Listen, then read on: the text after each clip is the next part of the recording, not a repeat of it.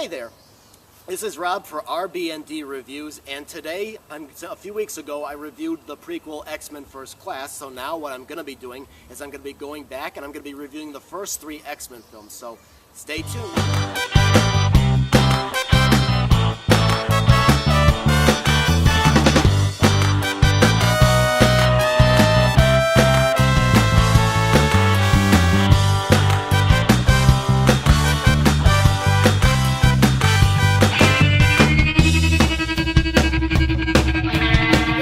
Rob here, I'm back, and like I mentioned, I'm going to be reviewing the first 3 X-Men movies. X-Men, X-Men 2, United, and X-Men 3, The Last Stand. X-Men follows a young teen named Marie who discovers that she has a mutation that makes her suck life from people that she touches. She meets another mutant named Wolverine who has the power to heal quickly from attacks and also has advanced senses. Now, they are attacked by another mutant named Sabretooth, and they are rescued by the X-Men, who is led by Professor Xavier, who has a school for kids who are discovering their mutant abilities. But meanwhile, a senator is trying to pass the Mutant Registration Act, which would make mutants reveal their identities and abilities. But Magneto, played by Ian McKellen, who is an old friend and now enemy of Professor Xavier, doesn't like that at all, and he kidnaps the senator, and Magneto is also trying to start a war with the humans. Now, if it sounds like there's a lot going on in the first film, there is, and that is one of the faults that I found with it. The beginning of with the opening credits, I could imagine would look real good on the big screen, and I liked Magneto's backstory at the beginning in the concentration camp. It kind of shows us Magneto's point of view and why he thinks the way he does. I also like the different perspectives of Xavier and Magneto. Xavier, he thinks mutants can use their powers for good and, coexist with humans, while Magneto does not believe that. He believes that humans and mutations just cannot do that, and that humanity should just be wiped out altogether. But like I mentioned, I just felt like there was just too much going on in this first film. What the movie, it kind of reminded me of was the cartoon shows from when I was a kid back in the early 90s, where because each episode allowed the viewers to focus on maybe one of the X-Men characters and see them develop, like a conflict that goes on with them. It gives us the time to get to know them over the course of the series, but unfortunately with the movie you really can't do that.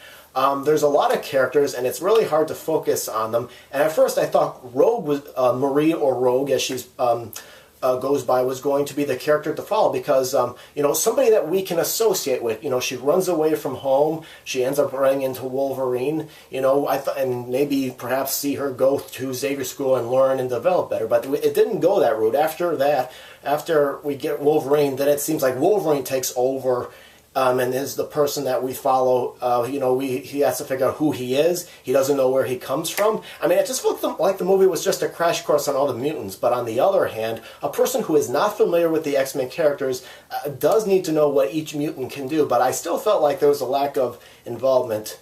But for the most part, I thought the actors did real well in the parts, especially Patrick Stewart and Ian McKellen as Xavier and Magneto. They have great scenes together, and I thought the special effects were good, and I really liked the photography.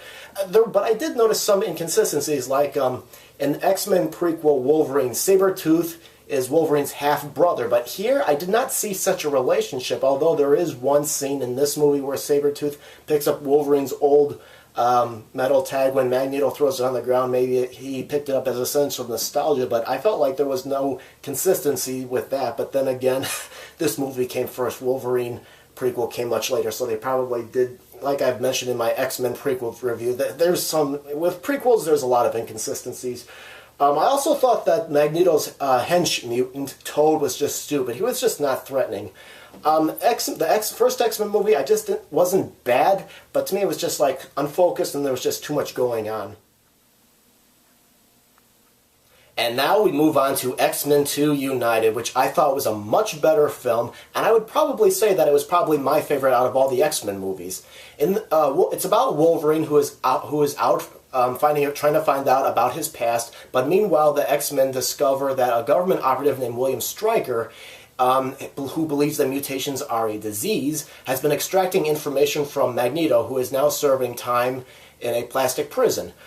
Stryker has been experimenting on mutants, and he may have also played a role in the creation of Wolverine.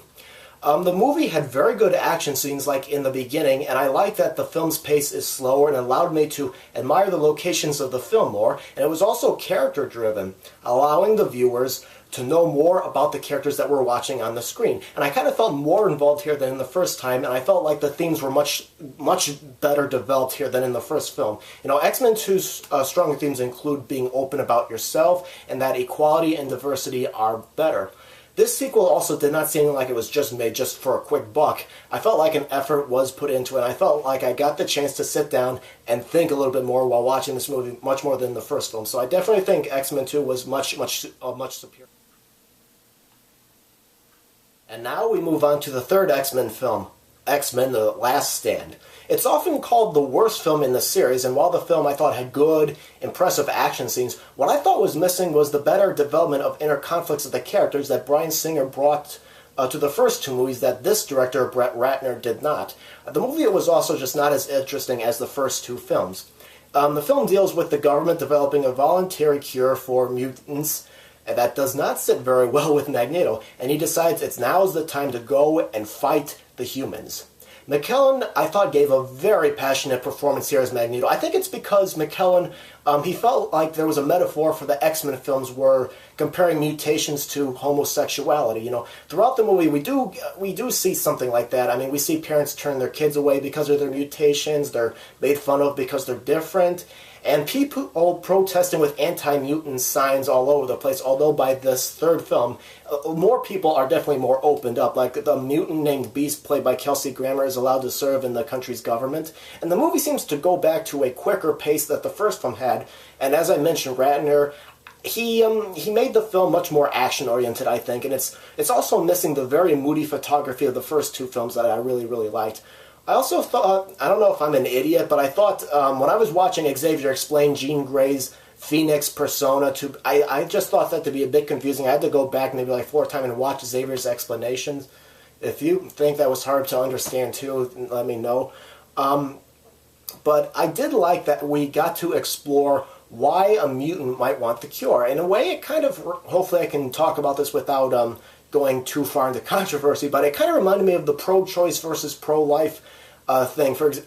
In this movie, Storm thinks that mutants who go for the cure are cowards, but with Rogue, since she can't touch her boyfriend Bobby without harming him, she considers becoming a human, a regular, normal human. And when she goes to look at the clinic that offers the cure, there's lines of people outside protesting it. It kind of reminded me when pro-life campaigners are outside abortion clinics. And while pro-lifers have their strong and committed belief, that I can understand why people might go into one of those clinics and go with it, you know.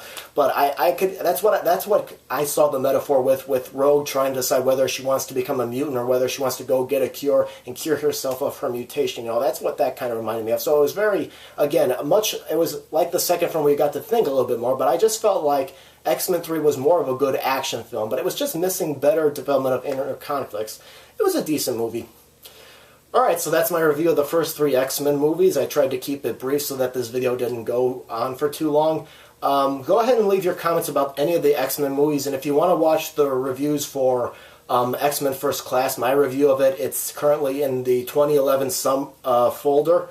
And also, if you want to watch me and Brennan's old review of X-Men Wolverine, it's in the 2009 folder as well. So go ahead and leave your comments, and hopefully we'll see you next time on R&B Reviews.